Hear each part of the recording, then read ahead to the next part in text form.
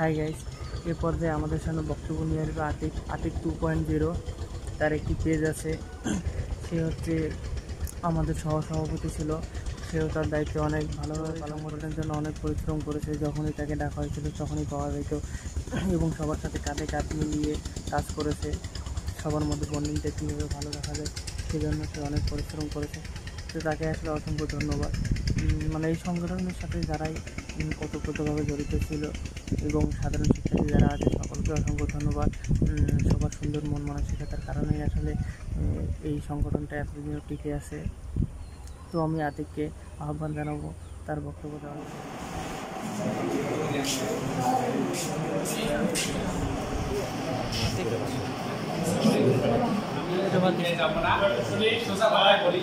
একটা কথা বলবো, আমি সর্বপ্রথম যখন এখানে গোপালগঞ্জে আছি, এই আসার পরে যে এক ভাই, আমি নাম বলবো না, মানে অ্যাসোসিয়েশনের জন্য করতেছি, এক ভাই আছে যে আমার নিয়ে গেল, আমি আসছি, আমি কিছু চিনি না। এখানে আসার পর ভাই আমাকে বলতেছে আসো, আমি পরিচয় দিলাম যে আমি নীলকুমারী থেকে আসছি। পরে অন্যজনের কাছ থেকে জেনে নিচ্ছি যে ভাই নীলকুমারী। জানার পর ভাই আমার নিয়ে গেল অনেক সেই গাছের মানে সেই সময় কোনো কাজ হয়নি, শুধু ধুলো আর ধুলো বালু ওইখানে রুমগুলো। ঠিক আছে, আমি যাওয়ার পরে ভাই আমার নিয়ে যাওয়ার পর ওখানে আমি দাঁড়াইলাম। যাওয়ার পর ভাই বলতেছি তুমি এখানে থাকো, আমি আসতেছি। ঠিক আছে, তারপরে আমি ওখানে আসি 3 ঘন্টা। 3 ঘন্টা আসি, কোনো খোঁজখবর নেই, আমি নতুন মানুষ। ঠিক আছে, এই জন্য বলবো যারা কমিটিতে আসবে নতুন, ভাই এমন কিছু করো না পরবর্তীতে যাতে তোমাকে গালিগালাজ করে। ঠিক আছে, আমি তখন নতুন মানুষ। ঠিক আছে, আমি 2-1টা গালি দিতেও পারতাম, কিন্তু দিছি কিনা তো এখন স্মরণ নাই। ঠিক আছে, এই জন্য নতুন যারা আসবা অবশ্যই তোমার দায়িত্বটা ঠিকমতো পালন করবা। ঠিক আছে, এবং স্যাররা দায়িত্ব দিচ্ছে তোদের, তোরা আবার এমনভাবে অবহেলা করে চলে যাচ্ছিস, অন্যজনের গালি খাচ্ছ, যেটা ঠিক না। ঠিক আছে, ভার্সিটিতে পড়ো, এটা বলবি যাতে নিজের দায়িত্বটা নিজে ঠিকমতো পালন করবি। আর দ্বিতীয় কথা হচ্ছে নিজেকে জানো। আমি কোথা থেকে আসলাম সেটা বড় বিষয় নয়। মনে হয় নেপোলিয়ন বোনাপার্ট মনে হয় এই কথাটা বলছে যে নিজেকে জানো। আমি গ্রাম থেকে আসছি বা শহর থেকে আসছি, এটা বড় বিষয় নয়।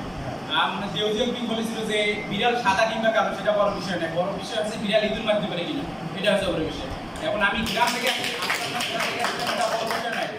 ও শহর থেকে আসলো, আমি গ্রাম থেকে আসলাম, ওর থেকে আমি বেটার কিছু পারি কিনা এটা পরে দেখাইতে হবে। ঠিক আছে, এই টেন্ডেন্সি বা এই চিন্তা নিয়ে চলতে হবে, আর এটা চলা উচিত আমাদের। এই বলে আমি আমার বক্তব্য শেষ করতে ধন্যবাদ আতিককে। আমি আন্তরিকভাবে দুঃখিত নতুনদের কাছে, কারণ হচ্ছে তাদেরকে আর সময় দিতে পারলাম না। অনেকের পরীক্ষা ধন্যবাদ।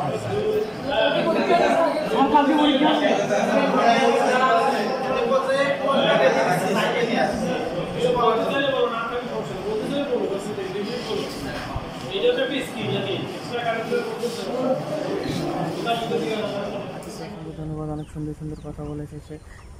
সবার মধ্যে বন্ডিং, তারপর হচ্ছে আমাদের কেরিয়ার বিষয় এবং আরও আদার্স যে বিষয়াদিগুলো আছে এগুলো নিয়ে এসে কথাবার্তা বলেছে, যেগুলো আসলে সবার অনেক ভালো লেগেছে। আমাদের জুনিয়র থেকে শুরু করে আমরা যারা আছি সকলের অনেক কাজের দিকে এই কথাগুলোকে আমরা পালন করতে পারি এবং এগুলো মেনে চলতে পারি। তো আতিককে অসংখ্য ধন্যবাদ।